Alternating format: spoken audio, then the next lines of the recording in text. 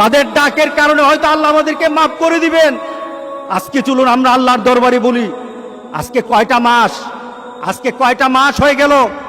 আজকে প্রায় 6টা মাস আমরা যেন একটা নতুন পৃথিবীতে বাস করছি, যেই নতুন পৃথিবী সম্পর্কে আমাদের কোনো ধারণা নেই। আমরা একজন আরেকজনের সাথে মিশতে পারি না, আমরা একজন আরেকজনের সাথে কুলাকুলিও করতে পারি না, আমরা একজন আরেকজনের সাথে মুসাফাও করতে পারি না, আমরা একজন আরেকজনের বাড়িতে দাওয়াত খেতেও পারি না। আল্লাহ সুবহানাহু ওয়া তাআলা বলেন, আমার হুকুম মান।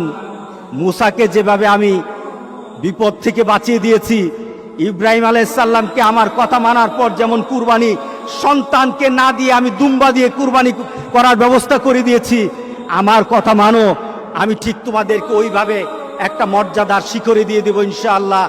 ইনশাআল্লাহ আমরা আল্লাহর কাছে এমন একটা দাবি করি, আল্লাহ আমাদের সবাইকে ওই ধরনের ঈমান এবং মানসিকতা